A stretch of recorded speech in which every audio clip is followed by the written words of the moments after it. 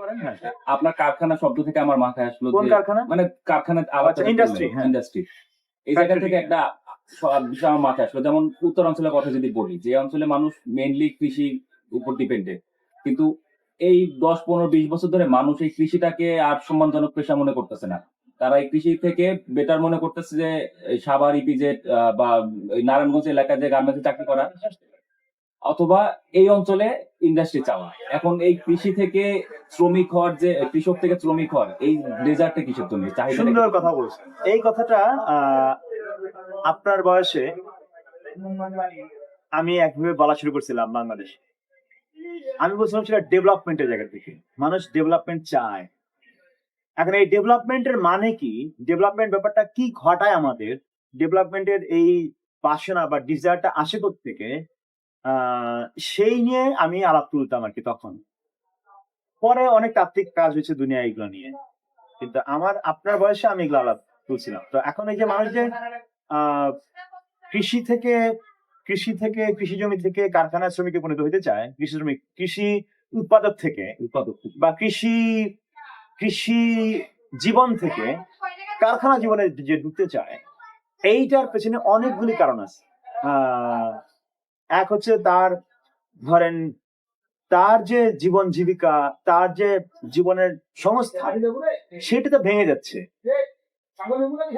যদি সেটা না ভাঙতো তাইলে আমাদের কিন্তু প্রশ্ন থাকতো যে আদৌ কেউ চায় কি চায়।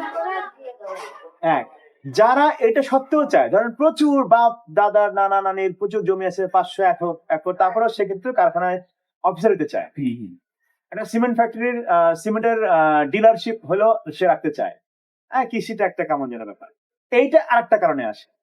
তো একই বেশ কিছু জটিল কারণে ব্যাপারটা করতেছে। That is a desire for so-called progress এবং modernity. সাবলাপ্ত করে হচ্ছে কালকে আধুনিকতার একটা মোহ, আধুনিকতা বা প্রগতি, এই যে জিনিস, এই যে ঝাঁ চকচকে দালান, এসি রুম, এই যে কাছে ঘেরা বিল্ডিং, এইগুলো হচ্ছে সভ্যতা, এগুলো হচ্ছে উন্নতি, এগুলো হচ্ছে আমাদের কাঙ্ক্ষিত অবস্থা। ওই যে একটা স্ট্যান্ডার্ড সেট করা হয়েছে সভ্যতার, অগ্রগতির, উন্নতির, মানুষের লক্ষ্যের, এই এই ব্যাপারটা আসছে মূলত একটা ঔপনিবেশিক আধুনিকতার একটা রূপকল্প, ভাবকল্প থেকে। ওইটা আমরা ঔপনিবেশিক শিক্ষার মাধ্যমে আবার পাইছি, এবং এটা তো মানে গভীরে ঢুকছে আমাদের সমাজে, যে ওইটা আমাদের বাসনার স্বাভাবিক একটা রূপ আকারে এখন কাজ করতেছে। অন্যদিকে যেহেতু ঔপনিবেশিক মানে অভিঘাত, কিংবা তারও আগে ধরেন ঔপনিবেশিক কালের আগেও মানুষ নানাভাবেই কিন্তু শোষিত হচ্ছিল, উপনিবেশ এসে সেটাকে নতুন ভাবে সাজাইছে, শোষণটাকে নতুন ব্যবস্থা নিয়ে আসছে। এখন ওইটা আসার পরে যেহেতু তার জীবনের সংস্থান, জীবন জীবিকা সহ তার জীবনের যে আরো সংস্থান, সেটা তো ভেঙে যাচ্ছে প্রতিনিয়ত। এই ভাঙার থেকে সে নিশ্চিত নিরাপত্তা কোথায় আছে ওটা খুঁজতে চায়। তার জীবনের ব্যবস্থা থেকে সে আসলে এক ধরনের উচ্ছেদকরণ প্রক্রিয়ার মধ্যে আছে সব সময়। নতুন সিস্টেম তাকে আর এক রকম উচ্ছেদের মধ্যে নিয়ে যাচ্ছে। এই উচ্ছেদ থেকে তার একটা নিরাপদ জীবনের দিকে সে তো আগাতে চাইবে। সে যদি দেখে যে এইটাই তার আপাত ভাবে নিরাপদ জীবন, ওই দিকে সে যাবে, এখানে তার কোনো আবার দোষ নাই। কিন্তু একটার দিকে দোষ নেই, আর একদিকে হচ্ছে আমরা একটা মানে ঔপনিবেশিক বর্ণবাদী আধুনিকতার যে রূপ, চেহারা, ভাবকল্প, তার দ্বারা আমরা আবার অধিকৃত হয়ে যাচ্ছি। এই দুটা মিলায় ব্যাপারটা করতেছে। তো সেখানে যেতে যাচ্ছে। এই কৃষিকাজ করে তো আগে তো বাংলাদেশের কৃষি মানে কৃষিতেই তো সবকিছু ছিল, তাই না? তো এখন কোনোভাবে মানে কৃষকদের যে লাইফস্টাইলের যে নিম্নমানের যে বিষয়টা, এটা কি কোনোভাবে কি ক্রিয়েট করা হচ্ছে কি? না, ওই যে আমি বললাম উচ্ছেদকরণ প্রকল্প আছে একটা, মানুষ মানে তার জমি থেকে, ভিটা থেকে, জঙ্গল থেকে উচ্ছেদ হচ্ছে, কিন্তু একদিকে উচ্ছেদ হচ্ছে, আরেকদিকে ধরেন বাইরে থেকে আরো অন্য কিছু আছে, যেমন ধরেন কর্পোরেট এগ্রিকালচার, ধরেন তার বীজের উপর থেকে তার মালিকানা নাই হয়ে গেল। এবার সে কি করবে? তার কীটনাশক লাগে, একবার তার জমিতে পানি দিতে হয়, বিদ্যুৎ দিয়া সেচ, গভীর নলকূপ দিয়ে পানি সেচ দিতে হয়। এইগুলো তো তাকে ক্রমাগত সংকটে ফেলে। আমি ওটাই এই সিস্টেমেটিক একটা উচ্ছেদ আছে।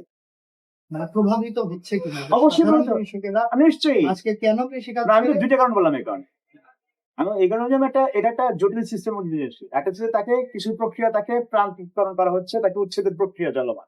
অন্যদিকে তার ডিজায়ারও আছে। কৃষকের সন্তান এখন আর কৃষক হতে চায় না। তাই না? তার কাছে একটা স্ট্যান্ডার্ড আছে লাইফে, যেটা সে সিনেমায় দেখছে, উপন্যাসে পড়ছে, কবিতা পড়ছে, যেটা সে পশ্চিমা দর্শন থেকে শিখছে, যে আধুনিক জীবন, উন্নত জীবন মানে হচ্ছে এগুলা: সুটবুট পরা, কাঁচে ঘেরা বিল্ডিং এ থাকা, মাটিতে পা না দেওয়া। মাটিতে পা না দেওয়া, তাই না, হাত দিয়ে না খাওয়া, আর অনেক কিছুই। আমি বলছি আমি দেখাই, ওটাও বিষয় না, আমি মেটাফরিক্যালি বলি।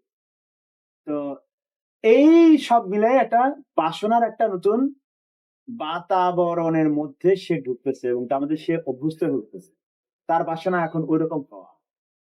এই সব মিলিত জিনিসটা, মানে এটা কোনো একটা কারণ, এক হারা গরণ না, কিন্তু এটা একটা বহুমাত্রিক কারণে, বহুমাত্রিক প্রক্রিয়ায় জিনিসটা ঘটতেছে। আচ্ছা ভাই, 50 বছর আগেও কৃষকদের যে আচ্ছা, আরেকটা কথা বলি, জীবনযাপন ছিল, সরলীকরণ করা ঠিক না। আগে সবাই কৃষিকাজ করে ভালো ছিল, এই কথাটা বলা ঠিক না। আপনারা অন্নদামঙ্গল পড়ছেন? অন্নদামঙ্গল, ওই যে একটা বিখ্যাত লাইন আছে, আমার সন্তান যেন থাকে দুধে ভাতে।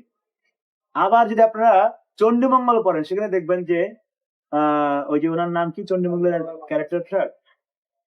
চরিত্রটার নাম ভুলে গেলাম। সে কিন্তু তার ঘর চাল ভেঙে পড়তেছে, বৃষ্টিতে তার ঘর দিয়ে পানি পড়তেছে, অভাবের দৃশ্যের শেষটায় মঙ্গল কাঁপে। ফলে এগুলোকে আমরা রোমান্টিসাইজ করলে খুব সমস্যা আছে। আগেই তো ভালো ছিলাম, আগেও ভালো ছিলাম না, এখনো ভালো নাই গায়ে। নতুন কেমনে ভালো থাকবে সে আলাপ করা দরকার। কৃষি জীবন মানে খুব সরল, সুন্দর, নিটল জীবন, এটা ঠিক না। তখনও মহাজনী শোষণ ছিল, তখনও জমি থেকে উচ্ছ্বসিত মানুষেরা, তখনও জমিদারি প্রথার দ্বারা শোষিত হয়েছে, অনেক কিছু হয়েছে। কৃষিকাজটা তো এখন কর্পোরেট লেভেলে বেশি হ্যাঁ, সেটা আছে। না, এখনো কর্পোরেট লেভেলে বেশি হচ্ছে, সেটা বলা যাবে না। মধ্য মধ্য কৃষক বা এরকম এরকম হয়তো কৃষক আছে। কর্পোরেটের দিকে যাচ্ছে। কিন্তু কৃষি ওদিকেই যাচ্ছে, কর্পোরেটের হাতে যাচ্ছে। কর্পোরেট লেভেলে যাওয়ার ফলে কি যে মানে আমাদের গ্রামীণ কৃষক আছে তাদের প্রতি কিরকম মানে ইম্প্যাক্ট পড়বে কিরকম? বুঝতেছেন না? হ্যাঁ, বুঝতেছি এই উচ্ছেদ ব্যাপারটা। হয়ে যাবে, হ্যাঁ, উচ্ছেদ হয়ে যাবে। উচ্ছেদ আগে হয়ে যে- কারখানার সামনে বেকারের ভিড় দেখবেন খালি। আগে যে নিজের জমিতে চাষ করতো, সে হ্যাঁ। এখন করে একটা অ্যাগ্রো ব্যানারে চাষ করবে, হ্যাঁ, হ্যাঁ, শ্রমিক হয়ে। কন্ট্রাক্ট ব্রুয়ার্স হবে এবং তার মুনাফা হবে না, ওই জমি ভাড়া দেওয়ার মতন হবে। আর জমি ভাড়া দেওয়া খুব কম হয়, দেখছেন, জানেন আপনারা? বুঝি না। জমি ভাড়া দেওয়ার একটা ব্যাপার আছে, হ্যাঁ, বর্গা বলে যেটা একটু। বর্গার আরেকটা নতুন সংস্করণ। এটা বন্ধক বলে মানে আমাদের এলাকায় বন্ধকও না, লিজ নেওয়া বলে নাকি এটা কিছুটা লিজের মতন। চুক্তি বলে আমাদের যে এলাকায় চুক্তি বলে। আবাদ করবা নাকি ফুটবলের মাঠ বানাবা, আর আমাকে টাকা দিবা। আমাকে বছরে এই কয় টাকা দেবে, এটা হচ্ছে ভাড়া চুক্তি। এটা কিন্তু আগের বন্ধকি না, বন্ধকি না। আগের হ্যাঁ, বর্গাও না, যে হ্যাঁ, চুক্তি আসলে ফসলে একটা অংশ আমাকে দিতে হবে, এরকম। এরকম না। এটা ফসলের সাথে সম্পর্কিত না। হুম।